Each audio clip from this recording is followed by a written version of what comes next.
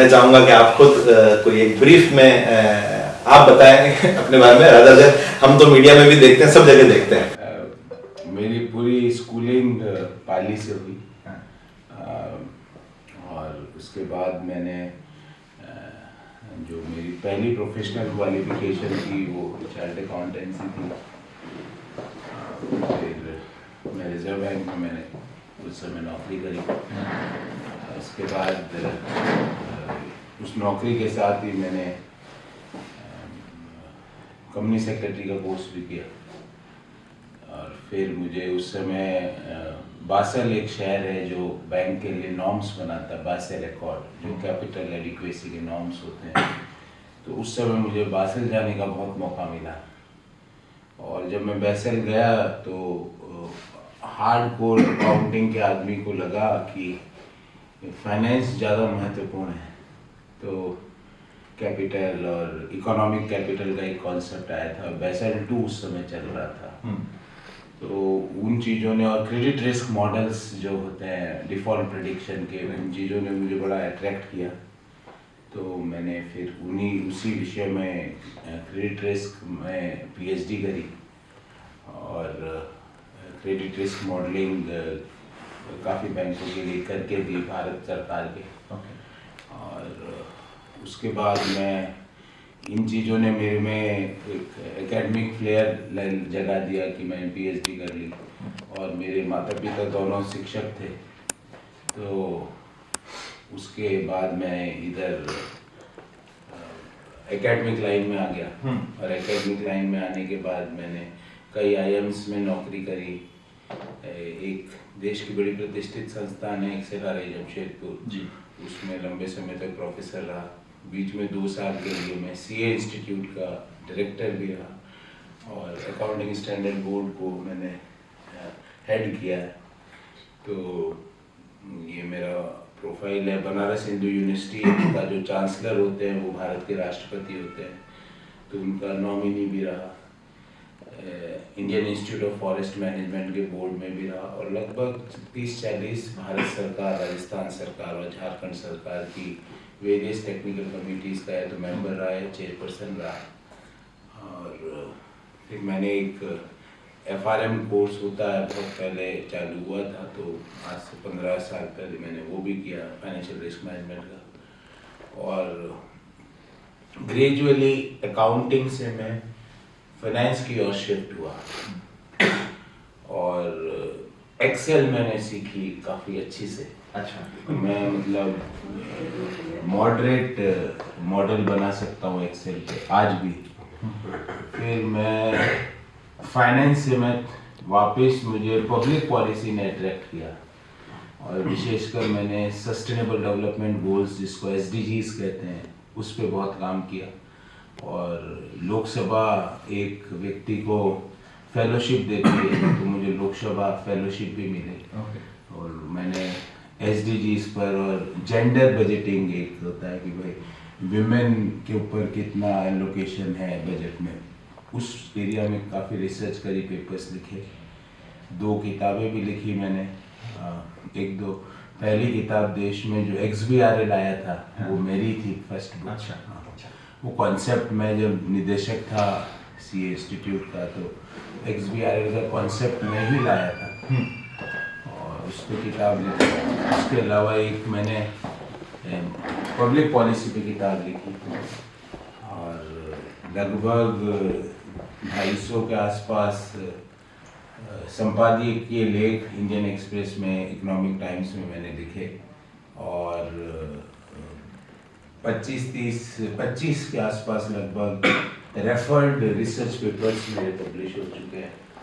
तो ये मेरा प्रोफाइल है सर। ये एक प्रोफाइल जो आपका है, अर्थात समुद्र जैसा प्रोफाइल है आपका, जिसको मतलब सुन के भी हमें ऐसा लग रहा है कि शायद हम भी कभी इतने लेवल पे, ऐसे कई लेवल पे पहुंचे। नहीं, ऐसा नहीं हो सर, ये प्लान नहीं था सर जी। जैसे जैसे स्थितियाँ बनती रही, मैंने कभी सोचा नहीं कि मैं पब्लिक पॉलिसी में काम करूँगा। मैंने सोचा था मेरे को टैक्स बहुत अच्छा लगता है, तो मैं टैक्स का कुछ काम कर लूँगा या प्रैक्टिस कर लूँगा इनकम टैक्स में, या इनडायरेक्ट टैक्स मुझे उस समय बड़ा, जब फाइनल में पढ़ते थे तो बड़ा अट्रैक्ट करता था और मैं काफ़ी उसमें पारंगतता भी मैंने हासिल की थी। तो मेरे को लगा कि इस पे अपन कुछ कर लेंगे, पर जो सोचा वो हुआ नहीं। और मैं ये कह सकता हूँ कि अकाउंटिंग के साथ बाद जो फाइनेंस और बैंकिंग इंडस्ट्री ने जो मुझे एक्सपोजर दिया वो मतलब बड़ा महत्वपूर्ण था, क्योंकि मुझे वहाँ जाके लगा कि रिस्क मॉडल्स बनते हैं, ये मुझे पता नहीं था। जब मैं सीए पास हुआ तो मुझे ये नहीं पता था। जब मुझे एक ही पता था कि भाई ऑल्टमैन जेड स्कोर मॉडल होता है, जेड अपन निकालते हैं, पर वहाँ जाके पता लगा कि ऑल्टमैन जेड स्कोर मॉडल तो पहली क्लास है इसके ऊपर बहुत क्लासेस होती है।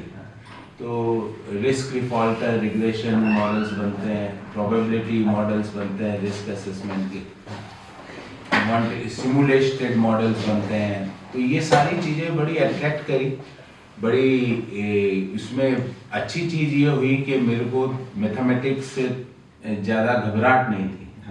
तो ये सारी हार्डकोर मैथमेटिकल मॉडल्स थे। और बुरी बात ये हुई कि मैंने लैपटॉप और कंप्यूटर पे बैठना सिर्फ सीए परीक्षा के बाद चालू किया। उससे पहले एक हम पढ़ते थे, आपको भी याद होगा कि एक पेपर होता था 50 नंबर का MIS का, और एक उसमें 50 नंबर का ऑपरेशंस रिसर्च आती थी। तो मैं वो ऑपरेशंस रिसर्च को तैयार करके जाता था और इसमें जुगाड़ करके काम चला देता था, वही पास करना था। तो लैपटॉप कंप्यूटर मैंने पहली बार जब नौकरी गया, जब पहली बार लैपटॉप पे बैठा, जब पहली बार कंप्यूटर पे बैठा, हाँ ये पता था ये CPU होता है, ये मदरबोर्ड होता है, ये कीबोर्ड होता है, ये मॉनिटर होता है, पर मुझे नहीं आते थे ये सारी चीज़ें। तो ये सीखने का मौका मिला और एक बेस्ट ऑफ द बेस्ट लोगों के साथ रहने से भी बहुत आप सीखते हो। सही बात, बिल्कुल सही। आपके साथ वाले अगर अच्छा काम करते हैं तो नेचुरली वो आपको भी अच्छा काम करने के लिए प्रमोट करते हैं। मेरे साथ कुछ शुरुआत के दिनों में मुझे सौभाग्य मिला। एक और मतलब बात कर रहा हूँ कि मैंने सीए परीक्षा भी हिंदी मीडियम से दी। हाँ बिल्कुल। तो मुझे अंग्रेजी बोलनी आती नहीं थी, पर ग्रामर वगैरह मेरी ठीक ठाक थी, पर सेंटेंस फॉर्मेशन होता नहीं था। तो जैसे ये मेरे कलीग हैं, तो मैं इनसे मिलने से पहले 2 सेंटेंस सोच के जाता था कि मैं क्या बोलूँगा जाते ही, और अगर ये फिर मेरे से ज़्यादा बात करते तो फिर मेरे को हिंदी में आना पड़ता था, क्योंकि मेरे जो दोस्त हैं। फिर मैं जब प्रोफेसर बना तो 1.5 घंटे की क्लास होती है बिजनेस मैनेजमेंट इंस्टीट्यूट्स में, 90 मिनट्स का। तो 90 मिनट्स में मैं शुरुआत के 15-20 मिनट अपना सारे स्टेटमेंट्स को सोच के जाता था कि ये बोलूँगा, क्योंकि वहाँ पे फ्रेम नहीं हुए तो बड़ी प्रॉब्लम हो जाती है। और 15-20 मिनट बाद तो उसके बाद 15-20 मिनट बाद मैं उनको एक्सरसाइज पे ले जाता जिससे मैनेजमेंट हो जाता चीज़ों का। तो ये मैनेजमेंट का गुण आपको वहां से भी आपने सीखने मिला, जैसे किस तरह से आपको मैनेज करना है। अब मैं खाली इस पे दूसरी चर्चा करूंगा कि सर जैसा आपने बताया कि जैसे जैसे वक्त आता गया और आप चीज़ों में ढलते गए या आपने कुछ पढ़ाई के कोर्सेज भी किए, कुछ करते गए आप, तो कैसे आपको मोटिवेशन मिला आगे से आगे बढ़ने का, और क्या वो थोड़ी सी ब्रीफ जर्नी बताएंगे सर, किस तरह से आपको ऐसा लगा कि, और कहाँ से वो एक मोड़ आया जहाँ पे आपको पॉलिटिक्स का भी एक इंटरेस्ट आया जिसमें आप राजनीति में एंटर हुए? क्योंकि अभी तक जो आपने जितना भी बताया बैकग्राउंड वो सब बड़ा ही एजुकेशन का था या इस तरह का था, जो थोड़ा सा राजनीति थोड़ा सा उस समय ऐसा समझता हूँ नहीं, राजनीति का पब्लिक लाइफ का इंटरेस्ट मुझे शुरू से था। अच्छा, ऐसा नहीं कि मेरे को अचानक से आया जी। पर मैं मिडिल क्लास फैमिली से, अपन सब लोग मिडिल क्लास फैमिली से हैं जी। हमारे सोशल कमिटमेंट्स होते हैं, तो मैंने सबसे पहले मेरे सोशल और इकोनॉमिक कमिटमेंट्स को इंश्योर किया कि जैसी एजुकेशन मेरे पेरेंट्स ने मुझे दी मैं अपने बच्चों को दी। जैसा क्वालिटी ऑफ लाइफ मेरे पेरेंट्स ने मेरे लिए इंश्योर करी, मैं अपनी बच्चों को और वाइफ को और अपने परिवार के अन्य सदस्यों को दूँ। तो पहले मुझे सोशल कमिटमेंट्स को पूरा करने के लिए मैंने जम के काम किया और सेविंग्स भी की जी। और जब मेरी एक दिमाग में जो सेट अमाउंट था उतनी सेविंग्स हो गई और मैं ये इंश्योर हो गया कि मेरे सोशल कमिटमेंट्स अब ठीक रहेंगे, तो फिर मैंने पॉलिटिकल जर्नी को आगे बढ़ाया। और टर्निंग पॉइंट अगर आप कहें तो मैं एक बार जो हमारे स्टूडेंट्स होते हैं उनके प्लेसमेंट के बाद उनको एक सेशन दे रहा था। टेक्निकली उसको वो लोग ज्ञान सेशन कहते हैं, GYAN, जिसमें प्लेसमेंट हो गया, फाइनल आपके सारे अवार्ड लिस्ट वगैरह सब बन गई। तो मैं उनको ये बोल रहा था कि आप बैंक में नौकरी करते हो और क्रेडिट कार्ड HNIs को बेच रहे हो, तो that is not something you should strive for. आपको वो करना चाहिए जो लॉन्ग टर्म जिस इंडस्ट्री में काम करना चाहते हो, क्योंकि कई बार क्या होता है कि पैकेज के लालच में बच्चे ऐसी इंडस्ट्री में घुस जाते हैं जहाँ पे करियर नहीं होता, क्योंकि पैकेज शुरुआत में आपको मान लो 40 लाख का एक मल्टीनेशनल बैंक में पैकेज मिला और वो आपसे एक्सपेक्ट ये कर रही कि आप HNIs को कार्ड्स बेचो। सही बात। तो that is not a career for a decent MBA guy. तो मैं उनको कह रहा था भाई अगर अपने को पैसे नहीं भी मिले तो भी we should try to work for something where आपको कुछ सीखने को मिले या आपने जो पढ़ा उसको आप अप्लाई कर सको। तो स्टूडेंट जब प्लेसमेंट हो जाता है तो वो टीचर स्टूडेंट का रिलेशनशिप बैक सीट पर आ जाता है और वो अपने आप को आपके फ्रेंड की तरह बात करते हैं। सही। तो उन्होंने मेरे को बोला सर आपने कब ऐसा जो आपने सोचा वो आपने जीवन में किया। तो that is something which strike मी कि मैं उनको सलाह दे रहा हूँ कि आप अपने जो टारगेट है वो अचीव करो और मैंने क्या किया, that is a question to me. और उसके बाद मैंने उसको इंट्रोस्पेक्ट किया, मेरे फाइनेंशियल कमिटमेंट जैसे मैंने आपको बताया वो पूरे हो गए। तो उसके बाद एक और घटना हुई कि मैं उस समय जमशेदपुर में था, नौकरी कर रहा था। तो हमारे हजारीबाग एक जगह है, वहाँ के MP फाइनेंस मिनिस्टर थे MOS, मोदी जी के फर्स्ट टेन्योर में। तो वो हार्वर्ड से पढ़े हुए, IIT से पढ़े हुए बहुत एजुकेटेड आदमी है। वो लिंचर्स को माला पहना के स्वागत कर रहे थे। अच्छा। और वो फोटो अखबार में छपी कि हार्वर्ड से पढ़ा हुआ आदमी लिंचर्स को माला पहना रहा है। तो मुझे लगा कि this is something, if I am silent at that moment of time, तो मतलब neither in religion nor in politics nor in humanity you can garland the people who had lynched someone. Yes. तो मैंने सोचा कि मुझे इस पे कुछ करना चाहिए एंड देन मेरे जो थॉट्स हैं वो थोड़े लिबरल थॉट्स हैं। I don't have a this kind और दिस काइंड, मैं सारी चीज़ों को एक्सेप्ट कर सकता हूँ। तो लिबरल थॉट्स, साइंटिफिक टेम्परामेंट है मेरा। ऑलवेज आई हैड ए जिस एनवायरनमेंट में मैं पिछले 20-25 साल में रहा, नौकरी करी, वहाँ पे हमेशा ये पूछने की आज़ादी थी कि क्यों, हर सवाल। तो उस समय मैंने ये 2017 की बात है और 2018 में मैंने जनवरी में कांग्रेस पार्टी ज्वाइन करी और I have become the national spokesperson of the party in year 2018। Sir इसी में मैं बात करूंगा क्योंकि आपका फर्स्ट एजुकेशन चार्टर्ड अकाउंटेंट था। तो सर आज की तारीख में अगर मैं इसको राजस्थान और उदयपुर के स्पेशली उसमें एरिया में बात करूं तो आपको चार्टर्ड अकाउंटेंट्स का ओवरऑल बिजनेस में या इकोनॉमी में क्या रोल आप समझते हैं कि जो उसका रोल है जो वो अदा कर रहे हैं, और या उसमें आपको कोई कमी नजर आती है? मुझे बहुत कमियां लगती है जी। एक और मैं समय समय पर जहाँ भी इंस्टीट्यूट के कार्यक्रमों में जाता हूँ मैं बोल भी देता हूँ। उदयपुर चैप्टर ने भी एक बार मुझे बुलाया था आज से 2-1 महीने पहले, तो मैंने वहाँ पे भी खुलकर अपनी बात रखी। इंस्टीट्यूट के प्रेसिडेंट होते हैं, वाइस प्रेसिडेंट, काउंसिल मेंबर्स को भी मैं लिखता हूँ। सबसे पहली कमी, और ये कमी मैं मेरे एक्सपीरियंस से बता रहा हूँ, कि चार्टर्ड अकाउंटेंट्स के जो स्टूडेंट्स हैं उनमें तो उनकी मेरिट में तो कोई कमी नहीं है, ये मैं मानता हूँ। वो स्मॉल टाउन के बच्चे होते हैं और बड़े सपने उनके होते हैं, ठीक है, और वो इंटेलिजेंट या लेबोरियस और सीरियस होते हैं अपने काम के प्रति। बिल्कुल।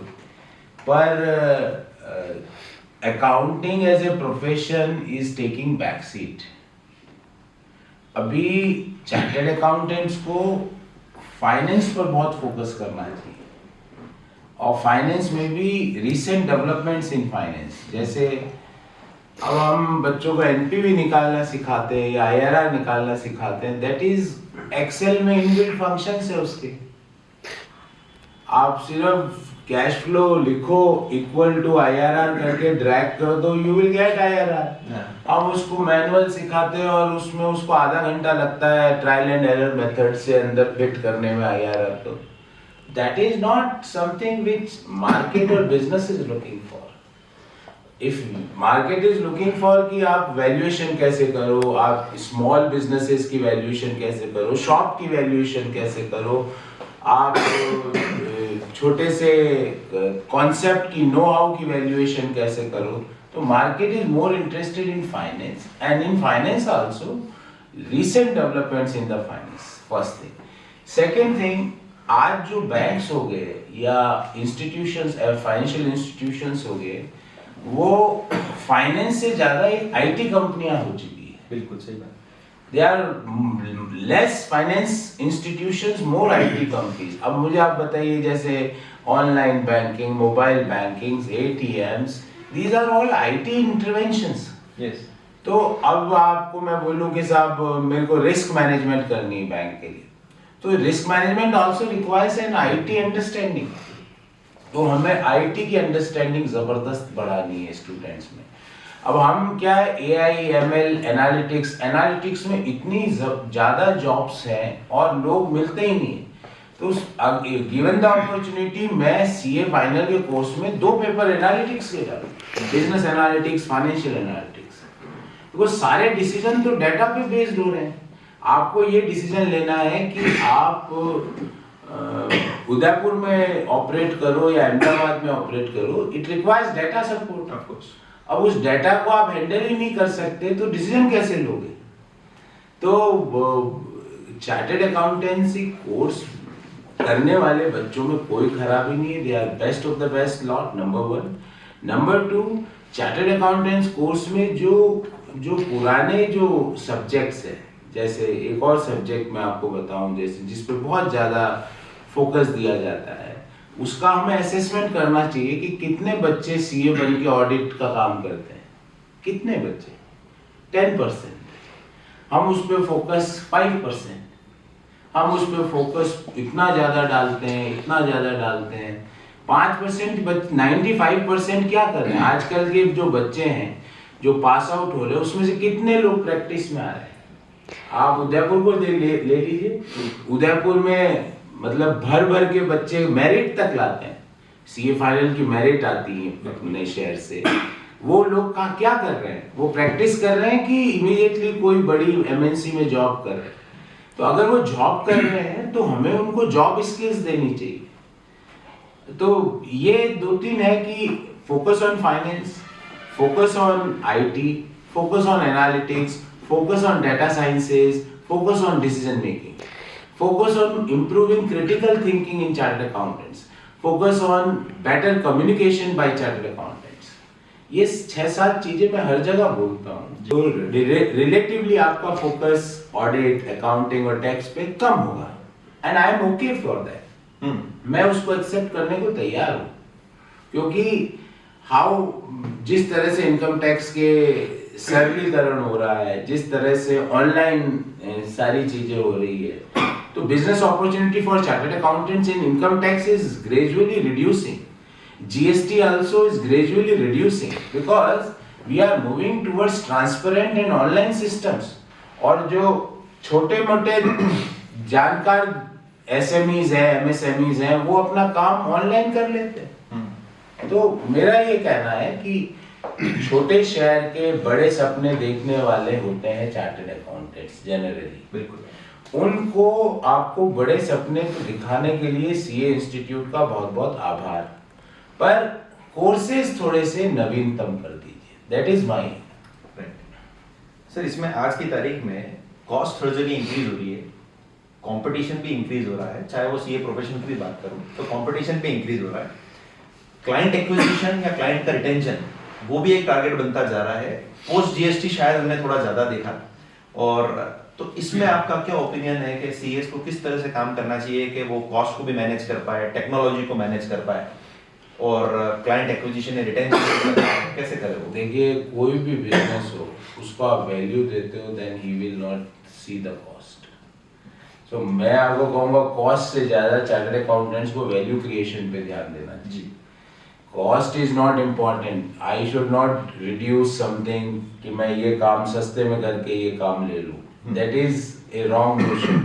आई शुड थिंक कि मैं इस काम में सबसे ज्यादा फीस लूं, पर मेरी क्वालिटी, मेरी वैल्यू एडिशन दूसरे लोगों से बेटर हो. क्लाइंट को तो पैसे देने में किसको प्रॉब्लम है, अगर आप उसको वैल्यू दे रहे हो. मैं एक एग्जांपल देता हूँ कि जैसे IIMs है. IIMs की फीस जो और MBAs हैं, सरकारी इंस्टीट्यूट है, और जो और MBAs है उससे लगभग 5 गुना है. मतलब ऑन एन एवरेज IIM की 2 साल के कोर्स में लगभग 25-30 लाख का खर्चा होता है, अराउंड 30 लाख. तो भी लोग देने को तैयार है क्योंकि वैल्यू एडिशन हो रहा है आपका 30 लाख का. जब 30 लाख का वैल्यू एडिशन हो रहा है तो लोग, बच्चे देते हैं, उनके पेरेंट्स देते हैं. चार्टर्ड अकाउंटेंट्स को भी इंस्टेड ऑफ कॉस्ट कटिंग और मतलब जो एक दूसरे के कट करना, एक दूसरे से compete करना कॉस्ट में, उनको ये करना चाहिए कि भाई मेरी वैल्यू एडिशन. जैसे ऑडिट है, मैं आपको एक बात बताऊं. ऑडिट का क्या है, क्लाइंट को हमेशा लगता है audit is a non serious business. This is the truth.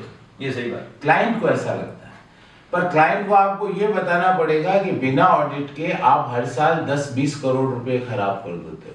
अगर आप एक साल ऑडिट मत कराओ तो आप एटलीस्ट 10 to 20 करोड़ की आपकी लीकेज हो जाएगी, आपके इश्यूज हो जाएंगे, आपके बिजनेस में चैलेंजेस आ जाएंगे.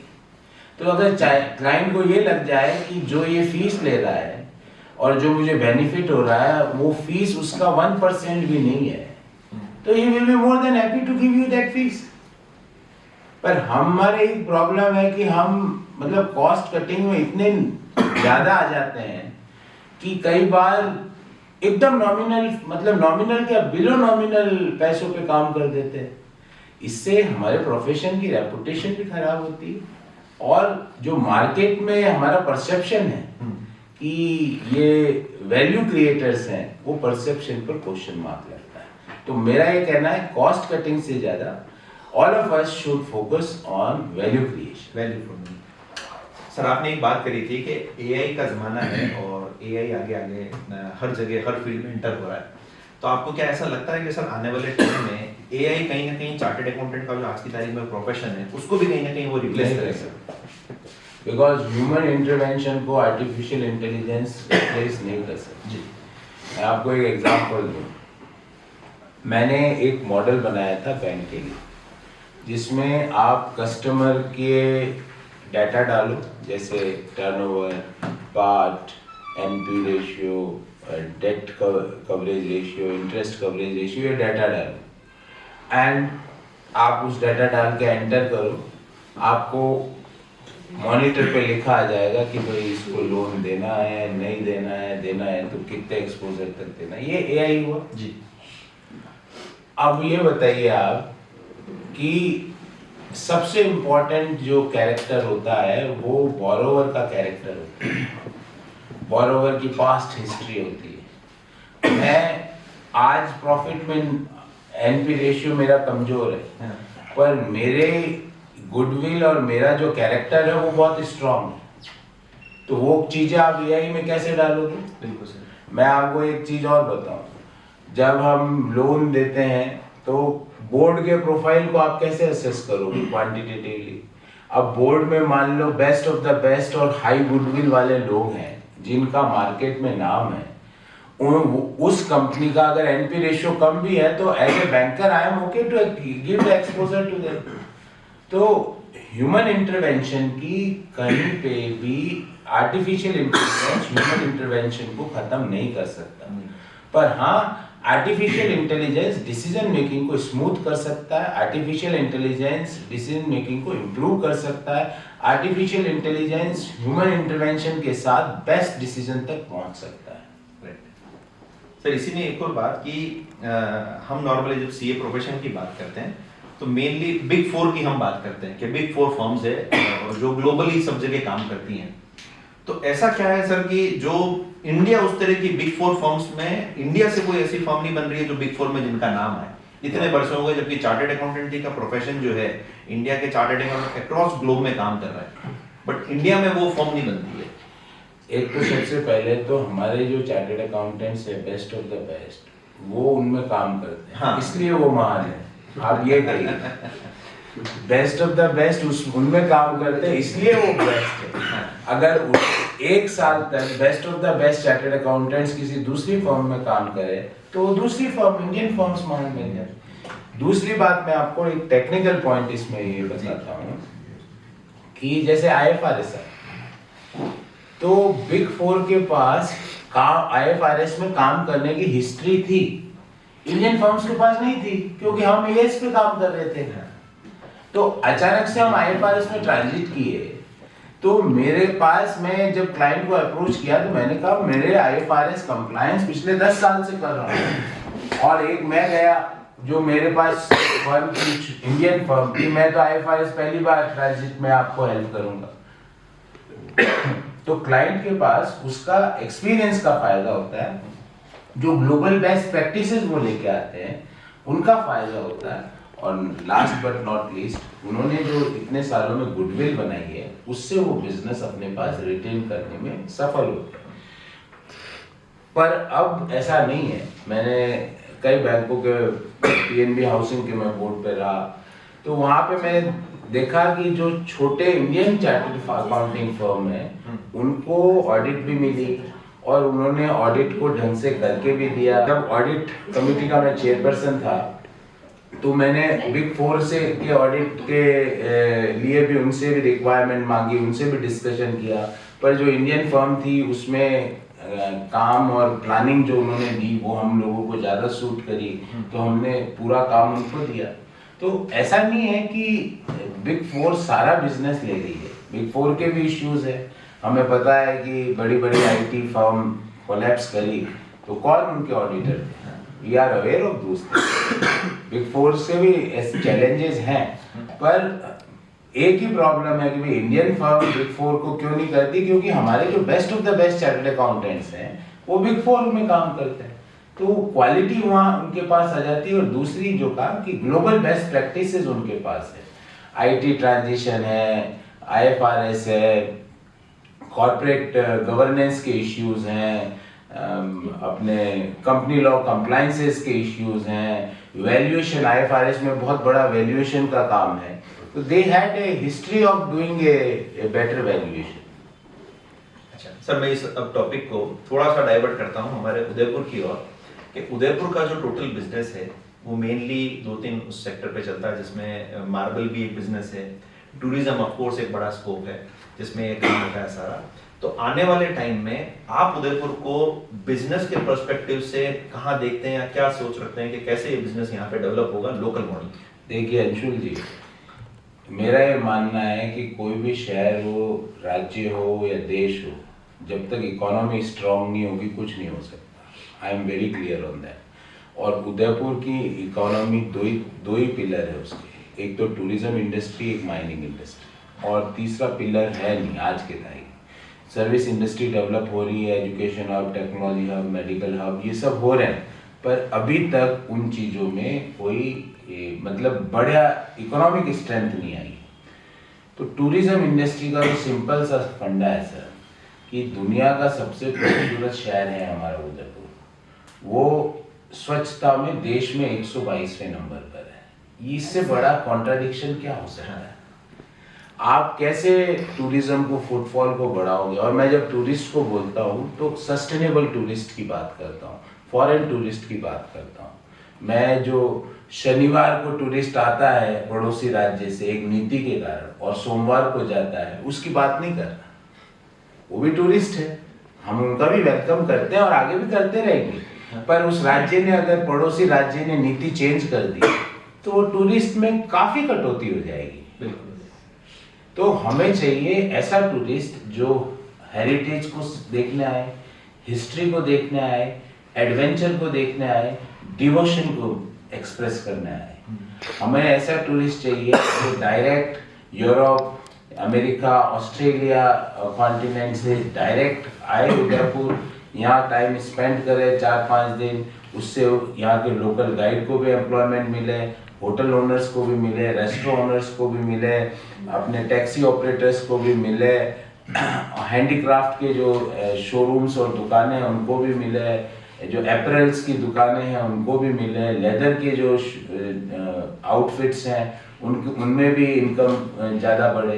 तो टूरिज्म को बढ़ाने के लिए connectivity is the main important. और मैं जब सस्टेनेबल टूरिस्ट की बात कर रहा हूँ, अब कनेक्टिविटी 2 तरह की कनेक्टिविटी है। एक तो इंटरनल कनेक्टिविटी कि भाई हम उदयपुर शहर हमारा देश के अन्य शहरों से कैसे कनेक्टेड है। तो यू विल बी सरप्राइज कि सदर्न इंडिया से हम कनेक्टेड ही नहीं। आपकी ना तो बैंगलोर से ट्रेन है, ना चेन्नई से है, ना हैदराबाद से है, ना बॉम्बे से डायरेक्ट है। तो आपको एक तो और ईस्टर्न इंडिया जहाँ से सबसे ज्यादा टूरिस्ट आते हैं वो भी आपसे कनेक्टेड नहीं। तो आप ना ईस्टर्न से हो ना सदर्न से हो, सिर्फ नॉर्दर्न इंडिया से कनेक्टेड हो, ना वेस्टर्न से हो प्रॉपरली। तो एक तो कनेक्टिविटी चैलेंज है। दूसरा, मैंने आपको कहा इंफ्रास्ट्रक्चर बहुत बड़ा बॉटलनेक है। कल मैं आपको कल की बात करता हूँ। कल मैं अंबा माता की साइड था, वहां से मुझे मादिर जाना था industrial area. It took me 1 hour 10 minutes, 1 घंटा 10 मिनट लगा मुझे, and I am not lying. तो 1 घंटा 10 मिनट हम कोई बॉम्बे में थोड़ी है या दिल्ली में थोड़ी है, हमारे यहाँ प्रॉपर इंफ्रास्ट्रक्चर है नहीं, फ्लाईओवर्स नहीं है, अंडरपासेस नहीं है, प्रॉपर मतलब सिग्नल फ्री मूवमेंट्स नहीं है। तो आप कैसे फिर टूरिस्ट आएगा? अभी कोई मान लो टूरिस्ट आएगा, या इमेजिन करो you are based in New York और आप यहाँ आ जाओ, अब आप जगदीश चौक कैसे जाओगे? You don't have monorail facility या ऐसी कोई फैसिलिटी जिससे आप 5 मिनट में पहुंचो। से उसको टूरिस्ट को हो सकता है कि वो ऑटो में बैठने में अनकंफर्टेबल हो, वो कभी बैठा ही ना हो, उसके देश में कभी ऑटो उसने देखे ही ना हो, तो वो ऑटो में बैठने में उसको घबराहट हो कि यार ऑटो में क्या हो जाए मुझे नहीं पता, क्योंकि वो ऑटो में बैठा ही ना हो कभी। तो टूरिज्म इंडस्ट्री को हमें हर हालत में बढ़ाना है। दुनिया के सबसे सुंदर शहर है हम हमारी पॉपुलेशन का 1/3 टूरिस्ट पर मंथ अट्रैक्ट करते हैं, और हमारे से कम सुंदर शहर है जैसे वेनिस, वो अपनी पॉपुलेशन का डबल टूरिस्ट को अट्रैक्ट करता है। तो ये बॉटलनेक तो हटाना ही पड़ेगा। तो एक तो टूरिज्म इंडस्ट्री, दूसरा माइनिंग इंडस्ट्री। हमें माइनिंग इंडस्ट्री की हैंड होल्डिंग करनी है, पर mining with humanity, mining with nature, mining with sustainability. You can't mine कि भाई पहाड़ को खोखला कर दो और माइन कर जाओ, दैट इज अनएक्सेप्टेबल। अब आप ये बताइए मुझे, all of us who are sitting in this room are informed people. इस अरावली में, इस रेंज में, as per various geological surveys, दुनिया का हर खनिज है, दुनिया का हर ओर है, इंक्लूडिंग यूरेनियम। पर हमने पिछले 25 साल से कौन सा नया मेटल या और का रिजर्वायर खोजा? हमने उस पर ध्यान ही नहीं दिया। दूसरी बात, टेक्नोलॉजिकल इंटरवेंशन हमने माइनिंग में कैसे किया? आप देखो, देश की सबसे बड़ी मार्बल मंडी हमारी सुखेर थी, आज क्या हम उस स्तर पर हैं? हमने टेक्नोलॉजिकल इंटरवेंशन किया क्या मार्बल इंडस्ट्री में? पूरी दुनिया आर्टिफिशियल मार्बल स्टाइल्स पे चल रही है, हमारे अभी भी कुछ लोग शिफ्ट हुए हैं, पर not everyone, not all of them. तो टेक्नोलॉजिकल इंटरवेंशन नहीं है मार्बल इंडस्ट्री में। तो जब तक हम नए ओर का खोज नहीं करेंगे और नए ओर को खोज के उसको उस नए मेटल को बाहर निकाल के बेचना नहीं चालू करेंगे, हम हमारी मार्बल माइनिंग इंडस्ट्री को एम्प्लॉयमेंट क्रिएटिंग इंडस्ट्री नहीं बना सकते। और इधर जो टूरिज्म इंडस्ट्री है, इसके हम टूरिस्ट फुटफॉल को हमको एटलीस्ट डबल करना है। अभी 6 लाख हमारी पॉपुलेशन है शहर की, और मैक्स टू मैक्स अगर एक महीने में टूरिस्ट आते हैं तो लगभग 2 लाख आते हैं, 2 लाख से कम ही आते हैं, 1.5 लाख से 2 लाख की आते हैं। अब हमें कम से कम इसको 4 तो करें। उस 4 को करने के लिए हमें इंफ्रास्ट्रक्चर चाहिए। ऐसा ना हो कि टूरिस्ट आ जाए और हमारी क्वालिटी ऑफ लाइफ खत्म हो जाए। We are always welcoming tourist, but not at the cost of deteriorating our quality of life. तो इसलिए हम जब तक इंफ्रास्ट्रक्चर प्रॉपर नहीं बनाए तो हम टूरिस्ट को कैसे अट्रैक्ट करें? तो ये दोनों को, टूरिज्म के लिए इंफ्रास्ट्रक्चर कनेक्टिविटी और माइनिंग के लिए नए मेटल का एक्सप्लोरेशन, उनकी खोज और technological intervention in the mining industry, specially the AI, specially the machine learning, इसकी बहुत ज्यादा संभावना। मैं आपको एक और एग्जांपल देता हूँ। We have a very big zinc company in our city, but आपको ये जान के ताज्जुब होगा, वो 900 टन पर ईयर सिल्वर पैदा कर रही है। 900 tons of silver per year, and it's not a small thing. 900 ton बहुत बड़ा क्वांटिटी है। तो हमने उन चीजों को एक्सप्लोर नहीं किया। ठीक सर, इसी के साथ मैं आपको बात करता हूँ। हमारे उदयपुर में एक लंबे टाइम से एक डिमांड चल रही है कि उदयपुर के एयरपोर्ट को भी इंटरनेशनल एयरपोर्ट में कन्वर्ट किया जाए, उसको वो मिले कि डायरेक्टली टूरिस्ट भी आ पाए, लेकिन at the same time business के लिए जो लोग आते हैं, और प्लस एयर की जो कनेक्टिविटी, जैसा आपने भी कहा कि सिक्योर हो जाए, तो उसके लिए आपको ऐसा विचार रखते हैं कि इंटरनेशनल एयरपोर्ट करने के लिए हम क्या कर सकते हैं? इंटरनेशनल एयरपोर्ट करके 2 जगह से फ्लाइट चालू करनी है, Dubai to Udaipur and Singapore to Udaipur. आपने जैसे ही दुबई किया तो tourist of Europe, America will get a direct connectivity to the city. आपने जैसे सिंगापुर से किया, पूरा एशिया पैसिफिक आपका connect, including Australia, New Zealand will get a direct connection to the city. And ये तुरंत प्रभाव से होना चाहिए। और इसमें चैलेंज क्या है? आपके पास ऑपरेटर है, अपना एयरपोर्ट है, वो इंटरनेशनल टूरिस्ट को हैंडल करने की बिना उसका एक्सपांशन किए कैपेसिटी है, आप क्यों नहीं कर रहे उसको? आप ऑपरेटर, फ्लाइट जो एयरलाइंस है वो ऑपरेट करने को तैयार है, एयरपोर्ट पर कोई बॉटलनेक चैलेंज नहीं है, पर इनिशिएटिव लेने वाला कोई नहीं है। अब मैं एक छोटा सा एग्जांपल दूं। आरपीओ हमारा था यहाँ पे, रीजनल पासपोर्ट ऑफिस, वो यहाँ से उठ के एक दूसरे शहर में चले गया, किसी ने कुछ बोला नहीं।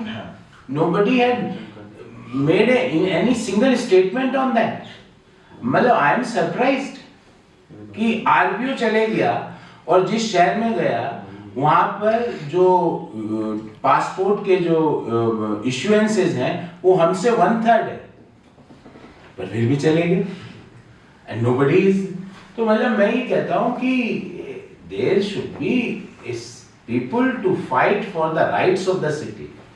अब हम किसी दूसरे शहर के कोई खिलाफ नहीं, पर हमारे अधिकार दूसरों को दे दिए जाए, no, we reject this, we can't tolerate. Sir इसमें मैं आपके लिए जानकारी के लिए एक फैक्ट लाता हूँ कि वो मुहिम हमने ही करी थी। कुवैत से हमने पूरी एम्बेसी के लोग आए थे, एम्बेसडर भी आए थे, at the same time Dubai UAE से भी आए थे। हमारा उनके साथ ऑफिशियली एक एमओयू भी साइन हुआ था, ऑफिशियली जो हुआ था, और वो चैम्बर के माध्यम से हुआ था, जो हमने उनसे किया था। एंड उन्होंने एक्सेप्ट किया था कि वो कुवैत से और दुबई से फ्लाइट लाने के लिए रेडी हो। बोले जिस दिन भी आप हमें बोलोगे वी आर रेडी, हम अपनी फ्लाइट चालू कर देंगे। बिल्कुल सही कह रहा है, बिल्कुल चालू हो गया था। बट अनफॉर्चुनेटली जब गवर्नमेंट में वो प्रपोजल गया, तो उसके बाद गवर्नमेंट से आगे वो प्रपोजल बढ़ के और अप्रूव नहीं हुआ। तो वो भी एक ऐसा है मुद्दा जो पेंडिंग है, जिसको हमने काफी रिगरसली कई टाइम तक फॉलो किया था, बट somehow वो पास नहीं। सर इसका मतलब जो लोग, जो जनप्रतिनिधि थे जिनको गवर्नमेंट में जाकर लड़ाई लड़नी थी, वो निष्क्रिय थे। हाँ, it is as simple as this. मतलब एम्बेसी, एयरलाइन, यात्री सब है आपके पास, फिर भी आपका जहाज नहीं चलता। इसका मतलब जो लोगों को सरकार में जाके वो चीजों की लड़ाई लड़नी थी वो निष्क्रिय थे। एक सर आपने जो बात करी रीजनल पासपोर्ट ऑफिस की, उसी तरह से हमारी एक डिमांड और भी है जो कई सारा हमारे डिस्कशन में आ रही है कि अभी इनकम टैक्स की ट्रिब्यूनल और जीएसटी की ट्रिब्यूनल ये भी जोधपुर में है, और जैसा फिगर्स आपने हमें पासपोर्ट के लिए बताया उसी तरह से उदयपुर के जो सीसीआईटी कमिश्नर की जो रेवेन्यू आती है इनकम टैक्स से वो आती है करीब करीब आप मान लीजिए 15,000 करोड़ के आसपास की। एट द सेम टाइम जो अभी ट्रिब्यूनल का जो बेंच है जो जोधपुर में है उनकी आती है करीब 3 से 4,000 करोड़ की, तो वो हमसे ऑलमोस्ट 1/4 पे है। तो हम ये भी चाहते हैं, जो हमारी एक्सपेक्टेशन है सीए प्रोफेशन के एंगल से भी है, जनरल पब्लिक के एंगल से भी है, क्योंकि जाहिर सी बात है कि हमारी रेवेन्यू अगर 15,000 करोड़ है तो हमारे इश्यूज भी ज्यादा होंगे, हमारे केसेस भी ज्यादा होंगे, चाहे नंबर्स में हो या चाहे वैल्यू में हो, आइदर वेज। तो हमारे लोग सारे के सारे जोधपुर जा रहे हैं, तो उसमें आपने ऐसा कुछ देखिए, भले वो ट्रिब्यूनल हो या एक और इशू जो बहुत ज्वलंत है वो है हाई कोर्ट। बिल्कुल हाई कोर्ट बेंच भी उसमें सामने है, भले वो हाई कोर्ट हो। अब मैं आज आप सब लोगों के साथ में टेक्निकल इंटरव्यू देने के लिए टेक्निकल बात करने आया, पर मैं आपसे एक सवाल पूछता हूँ। I may sound little bit political. आपने कभी ऐसा लॉ मिनिस्टर देखा या सोचा अपने जीवन में जो एक स्टेटमेंट दे दे और 6 महीने 3 महीने गुजर जाने के बावजूद उस स्टेटमेंट का नोटिफिकेशन नहीं आया? पर हमारे देश के केंद्रीय लॉ मिनिस्टर ने ऐसा कर दिया। वो लॉ मिनिस्टर जो बी.आर. अंबेडकर साहब की कुर्सी पे बैठे हुए हैं, उन्होंने ये कह दिया कि हम वर्चुअल बेंच खोल देंगे, नोटिफिकेशन ही नहीं आया अभी तक। इसका मतलब यू आर मिसलीडिंग अस। बोला ना कि हम स्टेटमेंट दे दिया कि हम वर्चुअल बेंच खोल देंगे, तो नोटिफिकेशन क्यों नहीं आया? अब मैं आपको बताता हूं क्यों नहीं आया। ये निर्णय क्या, हाईकोर्ट वाली बेंच के निर्णय के 4 स्टेक होल्डर्स हैं, और मैं प्रायोरिटी वाइज स्टेक होल्डर्स बता रहा हूं। सबसे इंपॉर्टेंट स्टेक होल्डर है supreme court of India. Number 2 stakeholder है law ministry of government of India. Number 3 stakeholder है हाई कोर्ट ऑफ राजस्थान, और नंबर 4 स्टेक होल्डर है स्टेट गवर्नमेंट ऑफ राजस्थान। ये चारों को कंसेंसस बना के इस निर्णय को करना पड़ेगा। एक जना स्टेटमेंट दे दो, 3 फिर कुछ करे ही नहीं, तो आप कैसे नोटिफिकेशन निकालोगे? और मैं मानता हूं कि वर्चुअल बेंच की ये फुल बेंच की यहाँ पर जरूरत है, पर और इन चीजों की पॉलिसी भी बननी चाहिए। मैं तो एक चीज और बोलता हूँ कि 100 या 150 किलोमीटर का एक डायमीटर मान लो, और ये पूरे हर हिंदुस्तान के हर स्टेट में अप्लाई कर दो कि 150 किलोमीटर के डायमीटर में हाई कोर्ट की बेंच होनी चाहिए, या 200 किलोमीटर के डायमीटर में हाई कोर्ट की बेंच होनी चाहिए। नहीं है तो आप ओपन करो। Don't make it political issue, this is business issue. Tribal लोगों के इश्यूज होते हैं, वो डूंगरपुर से जोधपुर जाके काम करते हैं। छोटे छोटे इश्यूज के लिए उनको जयपुर जाना पड़ता है। इनकम टैक्स अपीलेट ट्रिब्यूनल की आपने बात करी।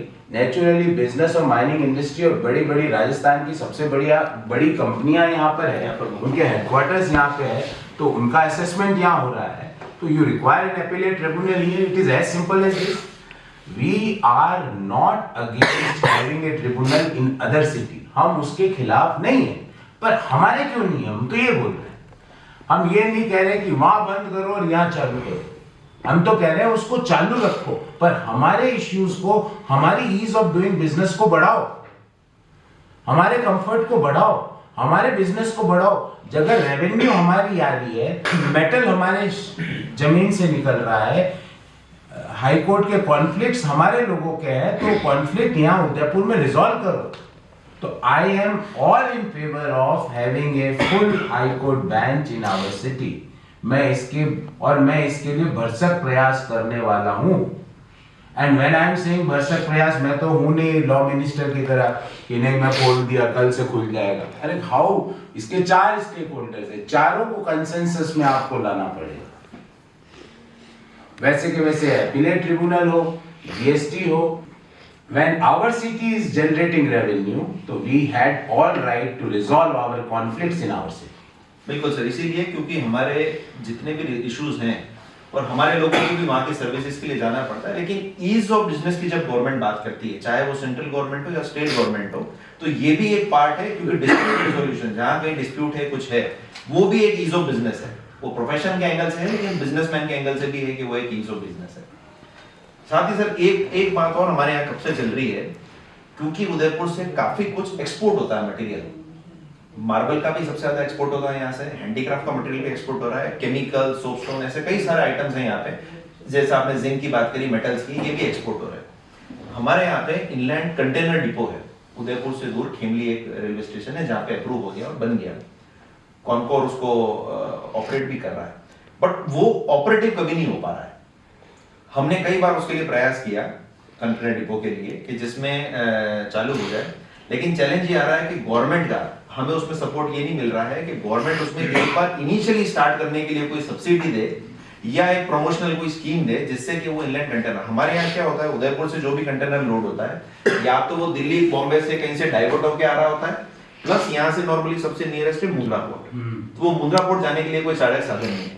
अगर यहाँ पे ट्रेन और रैक लगे, हम ये एश्योर कर सकते हैं कि हफ्ते की एक रैक, मतलब 90 कंटेनर्स की एक रैक होती है, वो हम यहाँ से 100% भेज सकते हैं, कोई इशू नहीं है। लेकिन इसमें भी गवर्नमेंट को हमने कई बार बातचीत करने की कोशिश करी, इनिशिएटिव लिया, कई सारे रिप्रेजेंटेशन दिए, तो इसमें आपका कोई ऐसा मत कि क्या हो सकता है? देखिए, सबसे पहले तो कॉनकोर अपनी एग्जिस्टेंस की लड़ाई लड़ रहा है जी। वो बिकेगा कि नहीं बिकेगा, अभी वो बेचारा कंफ्यूज हुआ हुआ है। और उसको खरीदने वालों ने पहले ही स्टेटमेंट दे दिया कि कॉनकोर मैं खरीदूंगा। आपको पता है ये सारी बातें, कौन खरीदना चाहता है ये भी आपको पता है। मैं इसको पॉलिटिकल डिस्कशन नहीं बनाना, पर कॉनकोर जो कंटेनर डिपो है और जो आपने सब्सिडी की बात करी, निश्चित रूप से शुरुआत में हैंड होल्डिंग की जरूरत है। जब तक आप हैंड होल्डिंग नहीं करोगे, जब तक आप लोगों का हाथ पकड़ के उस डिपो तक नहीं ले जाओगे, तो काम होगा नहीं। पर इसमें बड़ा चैलेंज ये है कि आपकी ट्रैक से कनेक्टिविटी दूसरे सदर्न इंडिया और दूसरे जो पोस्ट हैं वहां से डायरेक्ट नहीं, तो नहीं है तो वो वापस घूम के जयपुर या दिल्ली होके फिर वो कनेक्टिविटी करके जाता है। सर अभी हमें कनेक्टिविटी मिलती है यहाँ से अहमदाबाद और अहमदाबाद से मुंद्रा। हाँ, अगर मैं उस कनेक्टिविटी की बात करूं तो भी एक कंटेनर के ऊपर, जो हमने एनालिसिस किया उसके ऊपर काफी रिसर्च करी, एक कंटेनर पे एवरेज 20,000 रुपए बचते हैं अगर ये डिपो चालू हो जाता है। तो ये कि रेवेन्यू और कॉस्टिंग पॉइंट ऑफ व्यू से और यहाँ पे एक्सपोर्ट बिजनेस को एक बूस्टर, प्लस ये है वैल्यू। सेकंड चीज है टाइमिंग, अवेलेबिलिटी ऑफ कंटेनर और कंटेनर का पोर्ट पे रीच कर रहा है, तो ये होना चाहिए। I am not against this, and government including state government, मैं इसमें सेंट्रल गवर्नमेंट को अकेले कोई नहीं दे रहा, including state government should have a hand holding policy in the form of giving subsidy to the exporters, ताकि वो कंटेनर का मूवमेंट कम कॉस्ट पे और फास्ट हो। सर राजसी को जो स्टेट गवर्नमेंट का ऑर्गेनाइजेशन है, वो जैसे जयपुर में ऑपरेट करती है कंटेनर डिपो को, राजसी वो ऑपरेट करती है।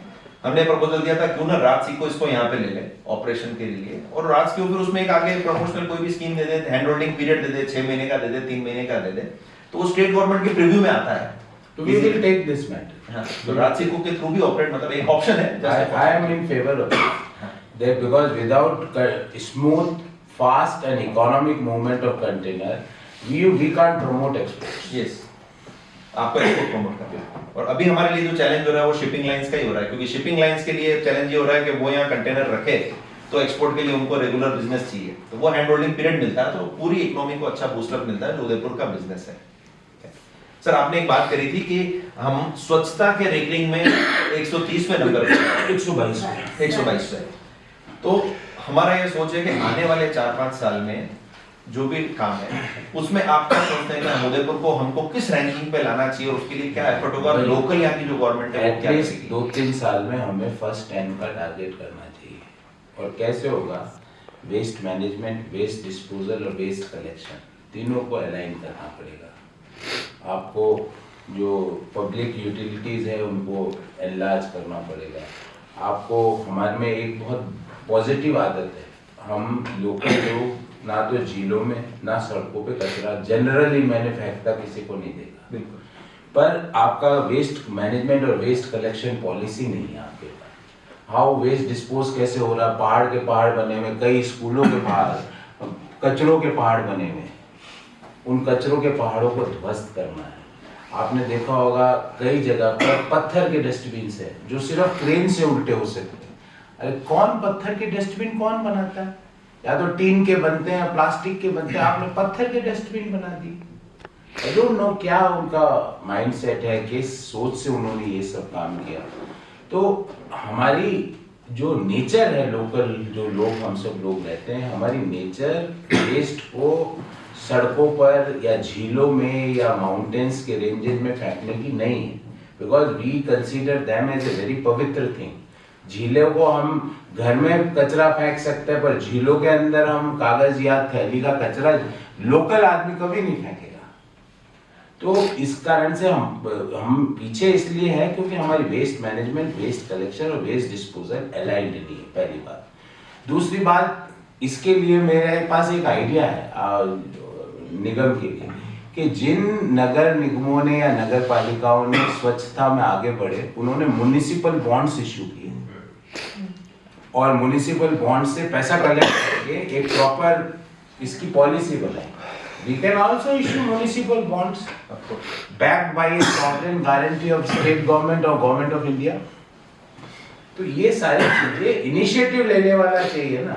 अब आपके पास जो लोग निगम को चला रहे हैं, they are more concern from the political perspective. Politics करो, मैं इसके अगेंस्ट नहीं हूँ, पर दिन में 2 घंटे तो गवर्नेंस का काम भी कर लो। बाकी 22 घंटे पॉलिटिकल सोचो, तो 2 घंटे तो गवर्नेंस का सोचो। मैं आपको एक और चीज बताता हूँ, मैं गली गली जाता हूँ, इस गली में स्वीपर नहीं आएगा। क्यों? क्योंकि इस गली वालों ने हमको वोट नहीं दिया। फिर आप स्वच्छता में कैसे आगे बढ़ोगे? वो गली तो शहर की गली है ना। इस वार्ड में स्वीपर कम भेजो। क्यों? क्योंकि इस वार्ड में कांग्रेस का पार्षद।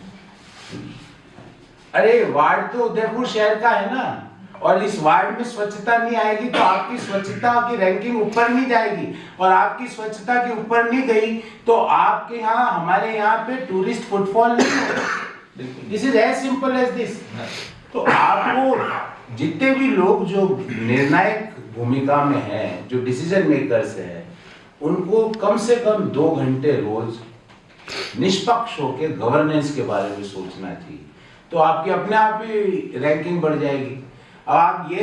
अब उस टूरिस्ट को थोड़ी पता है कि ये वार्ड का काउंसलर कौन है, यहाँ पे कचरे का ढेर इसलिए पड़ा हुआ है क्योंकि काउंसलर एक्स पार्टी का है और काउंसलर वाई पार्टी का है। टूरिस्ट को तो नहीं पता ना यार।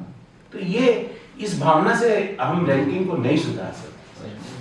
सर, आपने जो डिस्पोजल की बात करी, उदयपुर में पूरे राजस्थान की एक ही फैसिलिटी है जो हजार्डस वेस्ट को डिस्पोज करती है, और पूरी इंडस्ट्री का वेस्ट सारा राजस्थान में ही आता है। कई वर्षों तक मेरे फादर उसके चेयरमैन थे चेंबर के माध्यम से, और हमने उसको चलाई फैसिलिटी को। हम उसमें आगे इंसिनेटर की भी बात कर रहे हैं कि इंसिनेटर लग जाए, लेकिन स्टेट गवर्नमेंट से अभी तक हमें उसमें कई जगह का कोई ज्यादा एडिशनल सपोर्ट नहीं मिला, जिसकी वजह से इंसिनेटर नहीं आ पा रहा है। जो basically plastic waste, electronics waste की बात जब हम करते हैं, हम केमिकल वेस्ट को उसमें डंप कर रहे हैं और उसको न्यूट्रलाइज करके सब कुछ कर रहे हैं, तो वो पूरा हो रहा है और सब जगह से आ रहा है। तो इसमें भी हम चाहेंगे कि कभी आप उसमें इनिशिएटिव लें कि जो ये वेस्ट फैसिलिटी है वो आगे बढ़े, और हम जो लोकल वेस्ट है एज वेल स्टेट का जो वेस्ट है उसको डिस्पोज ऑफ करें, क्योंकि ये फैसिलिटी बहुत अच्छी फैसिलिटी है जो रांची से चलती है यहाँ पे। मैं आपको बताऊं, मिनिस्ट्री ऑफ अर्बन डेवलपमेंट ने सॉलिड वेस्ट मैनेजमेंट की पॉलिसी बनाई थी इन ईयर 2017। मैं भी उस कमेटी का मेंबर था। वो सारे देश के सारे नगर पालिका और नगर निगम में सॉलिड वेस्ट मैनेजमेंट की पॉलिसी वही है। तो उसमें जो प्रमुख उसकी रिकमेंडेशन थी, वो जो मैंने आपको बताया कि वेस्ट कलेक्शन, वेस्ट मैनेजमेंट और वेस्ट डिस्पोजल, ये तीनों अलाइंड होने चाहिए। हम कलेक्शन अच्छा कर लें, डिस्पोज नहीं करें तो स्वच्छता रैंकिंग बढ़ेगी नहीं, हमारी बेटर नहीं होगी। कलेक्ट नहीं करें, डिस्पोजल अच्छा हो तो कलेक्ट नहीं हुआ तो डिस्पोजल किसका करोगे?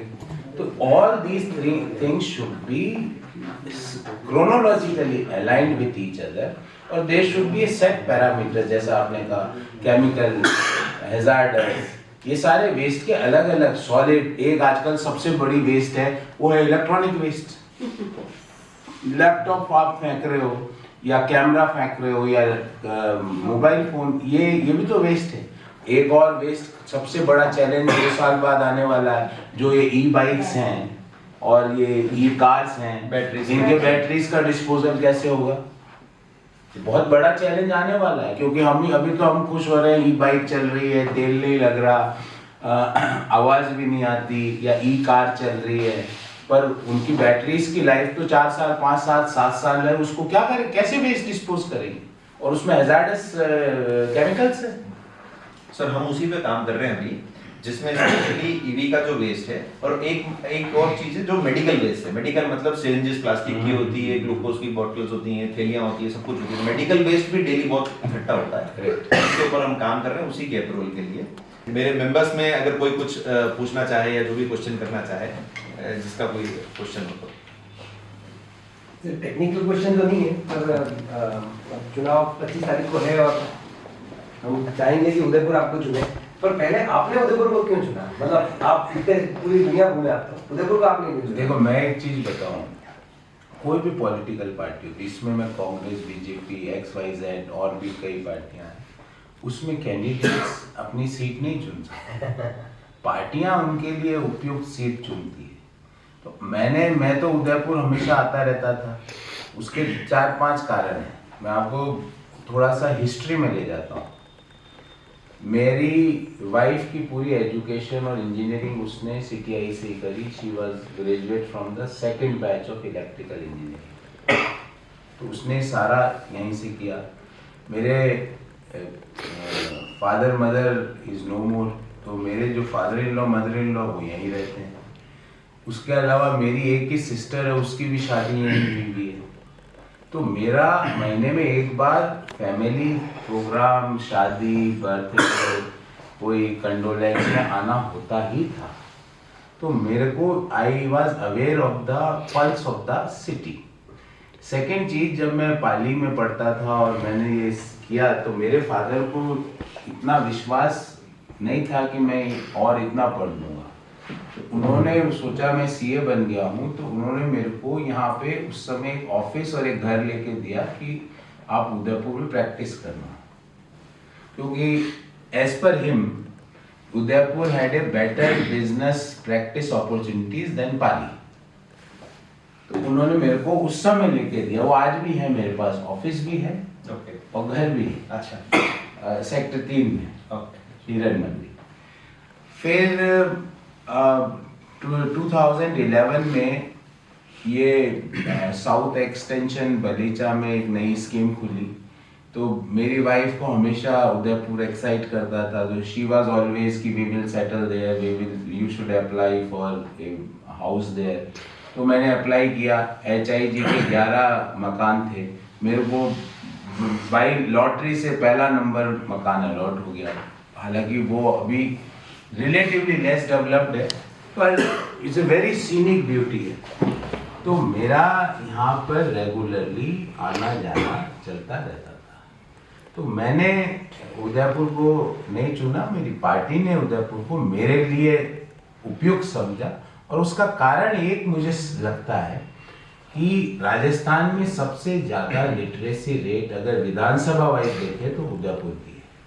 तो उनको लगा कि ये literacy, high literacy rate, cosmopolitan, open culture, liberal thoughts, क्योंकि फॉरेन टूरिस्ट आते रहते हैं, लोगों को मतलब they mean business, nothing more nothing less, they mean results, nothing more nothing less. तो मेरी पार्टी को लगा, तो उन्होंने, और मेरा यहाँ पे बेस था, इस कारण से ये हो गया होगा। और किसी को?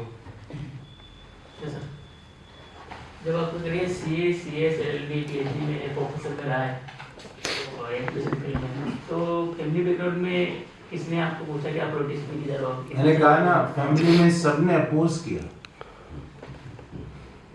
ये पूछा नहीं, सबने कहा कि इतना बढ़िया, मैं 32 की एज में फुल प्रोफेसर हो गया था in a reputed institutes of our country. And it is a very prestigious thing, sir. 32 साल की उम्र तो and I had a मैं डायरेक्टर हो गया, मैं बड़ी बड़ी सेंट्रल यूनिवर्सिटीज के बोर्ड में रह लिया, एग्जीक्यूटिव काउंसिल में रह लिया, एक बड़ी मिनिस्ट्री ऑफ एनवायरनमेंट की जो इंस्टीट्यूट है उसके बोर्ड का चेयरमैन रह लिया। ये सब काम किए मैं।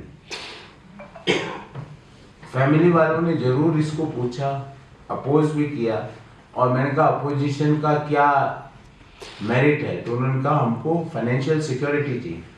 तो पहले मैंने उसको इंश्योर किया, मैंने अपनी फैमिली की फाइनेंशियल सिक्योरिटी को इंश्योर करके फिर मैं हार्डकोर इसमें आया, क्योंकि मैं पॉलिटिक्स में इसलिए नहीं आया कि मैं कुछ नहीं कर सकता जनरली मतलब ऐसा भी कई लोग कर देते हैं कि भाई you are not fit for anything, you do this. ऐसा नहीं है। I had achieved many things in my life.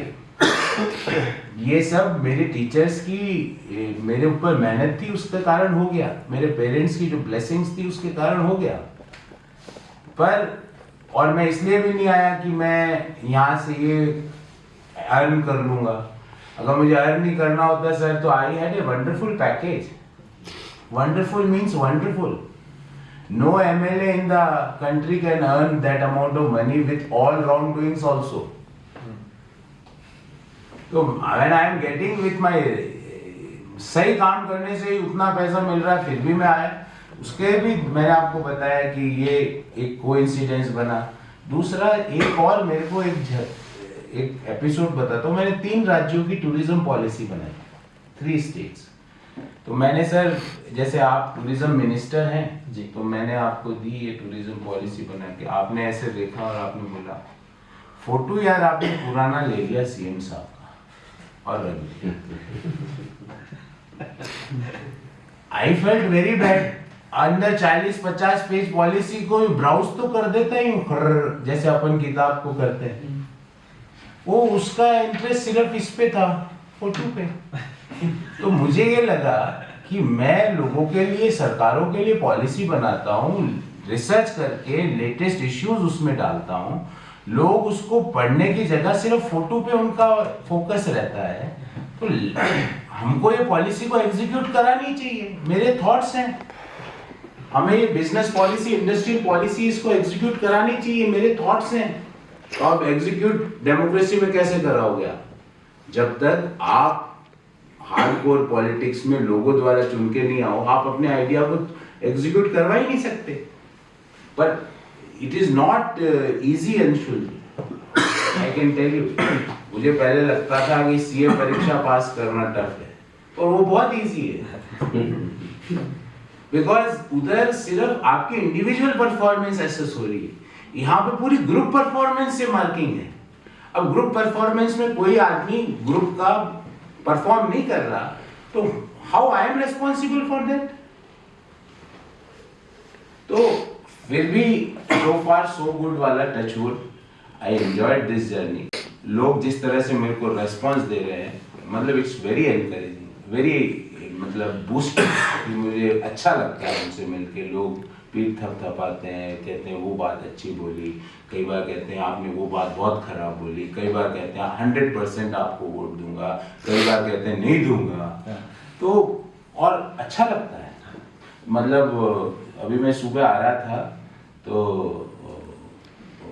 आप ही के यहाँ आ रहा था, तो गाड़ी के पास से 2 बाइक वाले बाइक चला रहे थे, 2 जने बैठे थे बाइक। भाई साहब वो सनातन वाली बात बहुत जोरदार बोली आपने। तो मतलब it gives A moral booster. और ऐसा नहीं कि हमेशा जोरदार ही, कई बार बिल्कुल बकवास, ऐसा भी बोलते हैं। हवाई अड्डे पे भी बोलते हैं, ट्रेन में भी बोलते हैं, पब्लिक प्लेसेस में भी बोलते हैं। शादी में जाता हूँ तो मतलब मैं चाहता हूँ कि वो मेरे से डिस्कशन करे खाने की क्वालिटी पर, और वो डिस्कशन करते हैं लोग पॉलिटिक्स पर। तो these are few good things. और कोई किसी का? सर मेरी भी बहुत सारे लोगों से बात होती है, सब गहलोत साहब की नीतियों की तारीफ करते हैं कि बहुत अच्छी 5 साल में चिरंजीवी योजना जितनी भी योजनाएं चली, मतलब घर की बाई से लेके और हम जैसे इलेक्टेड लोग सब ऐसी बातें करते हैं। पर जब वोट डालने की बात आती है, यहाँ की जो मेंटेलिटी है वो बता रहे हो, तो वो मोदी जी मतलब उनको स्टेट इलेक्शन से कोई लेना देना नहीं है, वोट दबाएंगे कमल को, मोदी जी ने देना है बस। मैं तो ये मेंटेलिटी जो है वो मैं चाहती हूँ कि आप बदलो इसको। जो राहुल साहब ने जो नीतियां बनाई, जो इतना लोगों को फायदा हुआ, उसकी प्रॉपर मार्केटिंग, और मार्केटिंग में कमजोर है कांग्रेस में।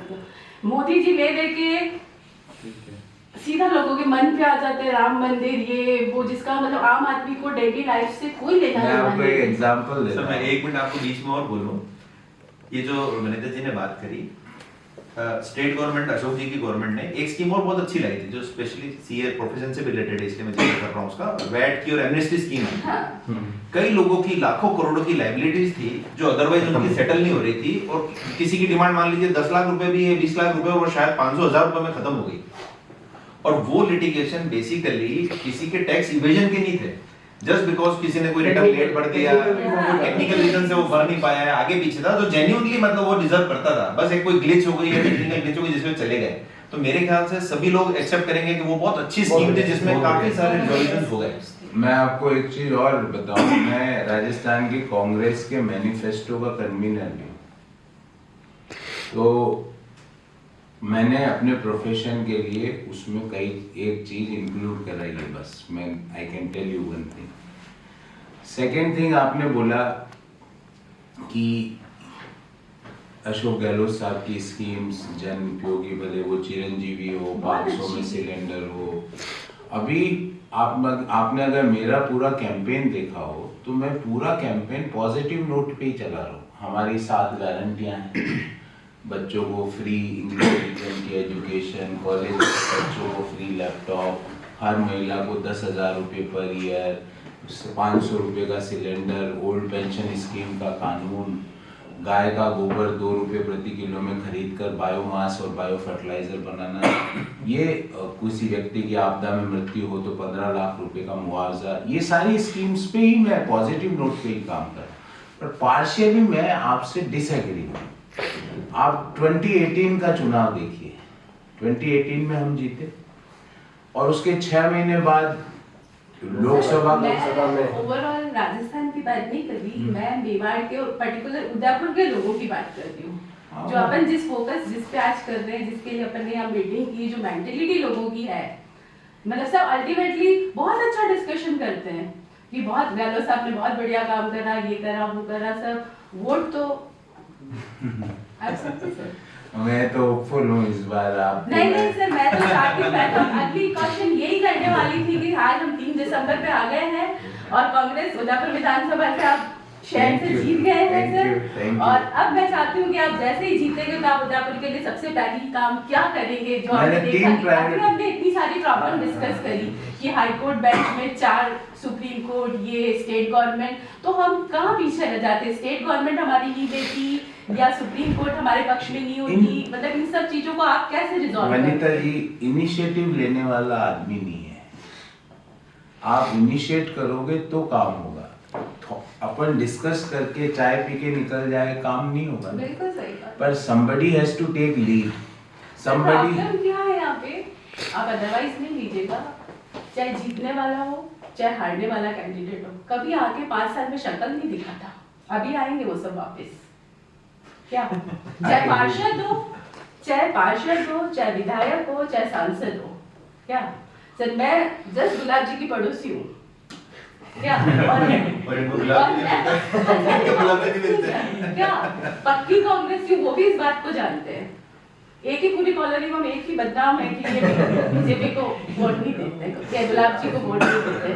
मैं बोलती हूँ गुलाब जी खुद अपना वोट अपने को नहीं देते क्योंकि उनका ग्रामीण में आता है, खड़े होते हैं शहर से, ठीक है ना। तो मैं वो नहीं चाहती, मतलब मेरे कहने का मतलब है ठीक है आप जीत गए, कोई भी आदमी जीत जाए तो आप हर जगह तो आप जा नहीं सकते हो, तो मैं चाहती हूँ कि आप हर वार्ड में अपने रिप्रेजेंटेटिव बनाएं कि वो वहाँ पे जाए और वहाँ की प्रॉब्लम्स को सुने, समझे, उसका सॉल्यूशन जो निकल सकता है वो निकाले, वनिता जी, इसके लिए मेरे पास पूरा फुल प्रूफ प्लान है बस मैं वही इसमें, चाहती और हूँ मैं सर। बताना चाहता हूँ वो आपको। बिल्कुल। I would like to share that with you.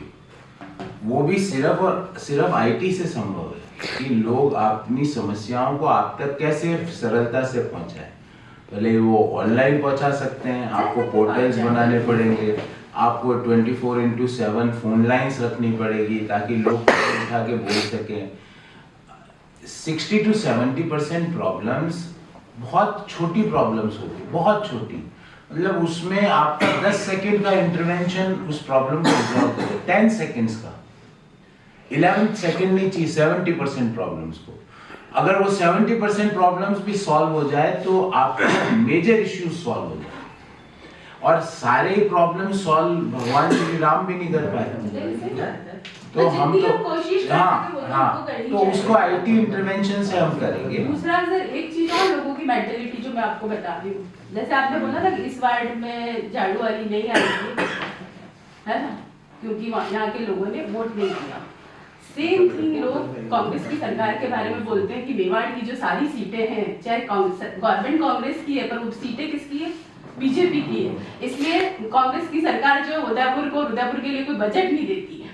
ये लोगों की मेंटेलिटी है, प्रैक्टिकली नहीं, उसमें सर मैडम बजट्स जो होते हैं, मतलब काम मैं आपको एक चीज बताता हूँ। 2 MPs हैं, मैं हूँ और मैडम है।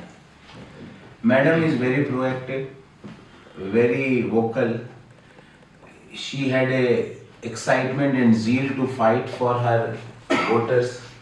तो ये 500 करोड़ का बजट लिया है। मैं डल हूँ, मैं मान लो इतना एक्साइटिंग नहीं हूँ, तो मैं ये 500 करोड़ का ले आई, मैं वही जगह पे 25 करोड़ का लाया, इतना डिफरेंस है। ऐसे ऐसे एमएलए हैं सर जिन्होंने 2000 करोड़ का बजट स्टेट गवर्नमेंट से अपनी एमएलए कॉन्स्टिट्यूएंसी पे खर्च करवाया, और ऐसे ऐसे एमएलए हैं जिन्होंने 10 करोड़ 20 करोड़ में खत्म कर। वो आपके एक्साइटमेंट और आपकी ये भी बैलेंस शीट चाहिए 5 साल बाद कि आपको कितना बजट मिलता है और आपके शहर पे कितना खर्च बिल्कुल होता है। होना चाहिए। लोगों को पता ही नहीं है। बिल्कुल होना चाहिए। हम 1000 करोड़ मतलब कई 10,000 करोड़ के बजट होते हैं और कहाँ खर्च होते हैं पता ही नहीं चलता। बिल्कुल मिलना चाहिए। मतलब आज 30 साल से आई थिंक किरणजी माहेश्वरी जब चेयरमैन थी, 30 साल से आज बीजेपी का बोर्ड यहाँ चल रहा है। मतलब ऐसा क्या कांग्रेस में नहीं है जो कोई आता ही नहीं, मतलब हमारा ग्राउंड लेवल ही कमजोर है सर, वार्ड लेवल पे किसी पे कोई संगठन ही नहीं है। मैंने आपको एक चीज बोली ना, you require a person to lead. तो सर आपको वो इनिशिएटिव लेना है। 100%। मैं आपको मतलब you are provoking me to enter into hardcore political decision, पर मैं आपको ये बताता हूँ कि जैसे ही हम ये चुनाव जीतते हैं, हमारा नेक्स्ट टारगेट अगले साल बोर्ड बनाना है। दैट इज आवर मतलब ऐसा 30 साल से ऐसा कुछ समय के साथ जो विकास होता है किसी भी चीज का, चाहे घर का हो चाहे शहर का हो, वही होता आया है। ऐसा कोई बीजेपी ने बहुत बड़ा एक्स्ट्राऑर्डिनरी विकास नहीं कर दिया कि कांग्रेस का बोर्ड ही नहीं आता। सही बात। सो लास्ट क्वेश्चन के साथ आई थिंक सबका टाइम है, लास्ट क्वेश्चन के साथ मैं समझ प्लीज मैम प्लीज। अक्सर हम देशों को हैप्पीनेस इंडेक्स के बेसिस पे बिल्कुल। मेजर करते हैं, और उस हैप्पीनेस इंडेक्स में एक, क्योंकि यहाँ सब सीए बैठे हैं, तो एक बहुत बड़ा फैक्टर है मॉनेटरी हैप्पीनेस या मॉनेटरी इंडेक्स के लिए। What is your vision align to this particular subject? हम रिस्क, रेजिलियंस, सस्टेनेबिलिटी इन सब पे बहुत बात इनफैक्ट एक टॉपिक भी ऑफ रिसेंटली हमारे पूरे एससीएम बोर्ड में आया था कि role of supply chain in making India USD 5 trillion economy by 2025. Let me not get into that subject, वो बहुत ही अजीब सब्जेक्ट है, बहुत सारे व्यूज अलग अलग होते हैं। हम राजस्थान पे बात करते हैं sir, I gave a smile after listening 5 trillion. I understood sir. उसमें हम नहीं करते, but what is your vision aligned to देखिए monetary happiness? मेरे हिसाब से हैप्पीनेस का, और आजकल पूरी दुनिया जीडीपी को एक सक्सेसफुल इंडिकेटर नहीं मानती प्रॉस्पेरिटी का, हैप्पीनेस को मानती। हैप्पीनेस के 3 पैरामीटर्स हैं।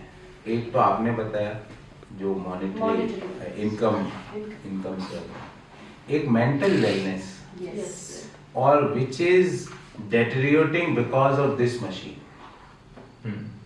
Our mental wellness, mental attention, mental focus, discussion, interacting with each other had gone down drastically. मैं आपको एक एग्जांपल देता हूँ, because I am very active on social media.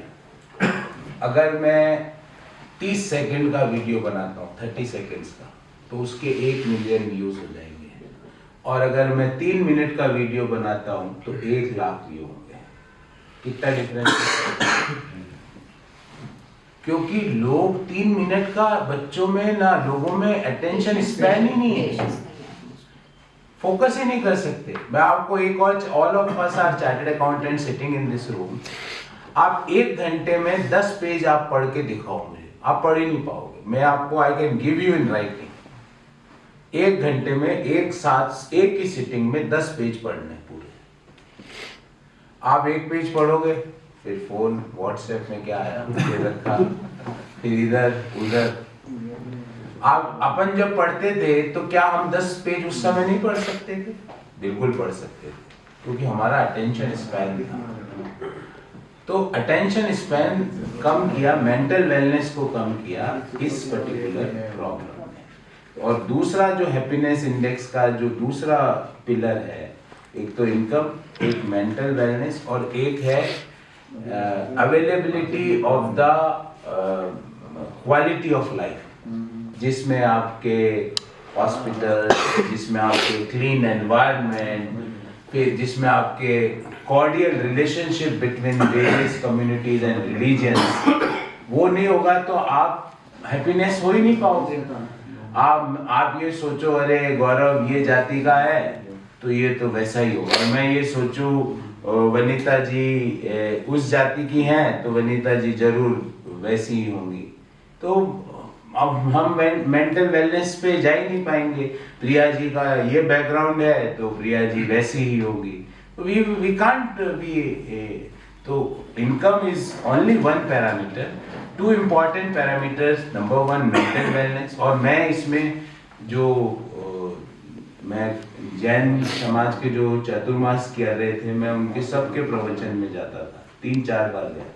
एक बात जो उन्होंने बोली और जो मैं पहले से भी करता आ रहा हूँ, मैं रात को 8 बजे, अभी इलेक्शन टाइम में हम नहीं कर रहा हूँ, रात को 8 बजे इंटरनेट फोन का बंद कर देता हूँ, सुबह 8 बजे तक। और आप ये देख ले, मैं सारे व्हाट्सएप मैसेज नहीं पढ़ता हूँ, उससे मेरा दिमाग खराब होता है। और मैं कोशिश करता हूँ कि मैं कम से कम ग्रुपों में रहूँ, मतलब ग्रुप्स इतनी इनफाइटिंग, लोगों के इश्यूज, इसको रिमूव कर दो, इसको लेके आओ, इसको अभी के अभी हटा दो। अरे we are in a democracy, if he is speaking और राइटिंग समथिंग अगेंस्ट यू, पढ़ो और भूल जाओ, फॉरगेट एंड फॉरगिव। तो मुझे लगता है ये 2 पैरामीटर्स, मेंटल वेलनेस और क्वालिटी ऑफ लाइफ, जिसमें safe drinking water, access to good education, access to the good oxygen, मतलब एयर क्वालिटी, तो ये सारी चीज़ें उससे हैप्पीनेस में आती है। और इस पे बहुत रिसर्च आजकल हो रही है कि जीडीपी को ख़त्म करो और हैप्पीनेस के हिसाब से नेशंस को बोलो ये प्रॉस्परस है या नहीं है। बिकॉज सिर्फ इनकम आपको प्रॉस्परस नहीं बना सकती। अगर आपके सबके फेफड़ों में अस्थमा हो गया है धुआं सूंघ के, तो this is not something which will make you happy. चलिए sir, thank you very much sir, आप यहाँ आए, आपने समय निकाला, और हमारे सारे साथियों का सबका भी धन्यवाद जिन्होंने टाइम निकाला patiently. It was very nice. हमारी आपको शुभकामनाएं सर। Thank you. सर